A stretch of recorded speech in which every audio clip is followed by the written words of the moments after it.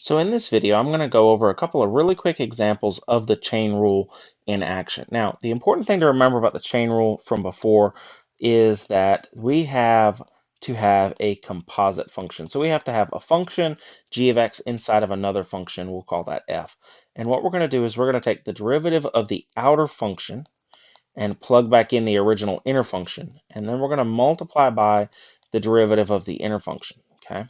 So instead of using F's and G's in this case, I'm going to use F and U as my symbols. And the reason I'm going to use that is because otherwise, a lot of people get confused about what the X's are representing. So here's what I'm going to do is I'm going to start off with this first example, y equals the quantity x squared plus 9x, all raised to the negative second power. So we need to kind of analyze this and say, okay, what would be considered my inner function versus my outer function? So the question is, what's on the inside of this set of parentheses versus what's the operation happening to the outside, to the whole inside function. So I'll write it like this: the outer function is this -2. It's that exponent. So I'll write it as u to the -2, where u happens to be the x squared plus 9x. So notice in this case, all I'm saying is that I can switch this out for u, and u to the -2 gives me back that original function. So what I'm going to do is I'm going to take the derivative of both of these things. So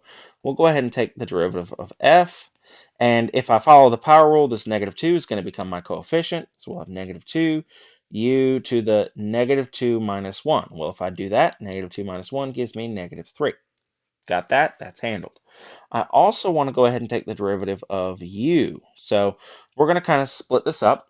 This is the first part. That's the second part. This is, essentially incorporating the sum rule, splitting it along this addition sign. So we'll go ahead and take the derivative of x squared. That's the power rule.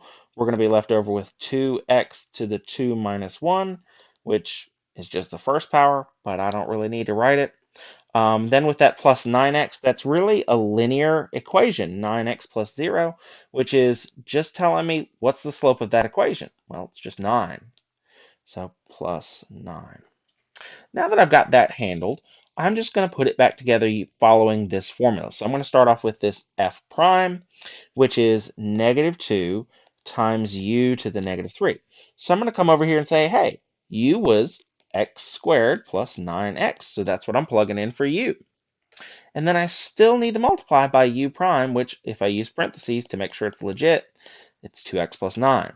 I'm going to do a little bit of simplifying to this. The main thing here is to deal with this negative exponent. I don't really like negative exponents. It's got to go to the denominator. So I'll write it as -2 times 2x plus 9 over x squared plus 9x to the third power. Now, you can leave it like this, or the only other thing that I would really suggest to do in this case would just be to distribute the -2. So I'll do -2 times 2x, which makes -4x, and -2 times +9, which makes -18, over x squared plus 9x to the third. Now, some people want to try to cube this denominator out. I'd rather not. It's not really worth my trouble, so I'm just going to accept either one of those answers. All right, now that I've handled that one, let's do one more example just to kind of make sure we have the right idea. So one of the most common ones is to see, with chain rule and polynomials is to see it raised to an exponent. That's kind of the same idea here where I'm using some form of a radical here. In this case, I've got a square root, but you could do it with a cube root or, any other kind of radical whatsoever. So what I'm going to mention here is, again, I want to talk about the inner function versus the outer function. So we'll have the outer function be just that square root, and the inner function will be that x squared minus 5x plus 4. So now we need to take the derivatives. So the important thing here is to remember that the square root of u is actually u to the 1/2 exponent. So when I do my derivative, that 1/2 is going to come out front, and it's become u to the 1/2 minus 1. Well, if I do 1/2 minus 1, that actually gives me a -1/2. So I'm going to go ahead and make that a denominator. So we'll have 1 over 2u to the 1/2. And I'll go ahead and switch that 1/2 back to a square root. So 1 over 2 square roots of u. So there's my derivative of f. Now for the derivative of u. I'm going to split it up again. This time I'm going to use the difference rule. So I'll do the x squared as one part, minus 5x plus 4. So again, x squared, power rule, move the 2 out front. X to the 2 minus 1 should just give me 1. Don't really need to write the 1 since it's an exponent. And then that 5x plus 4 is a linear equation. So we're just pretty much saying what's the slope, which is just 5. Don't forget your minus sign, so it's minus 5. And there's my derivative of u prime, or my derivative of u, which is u prime.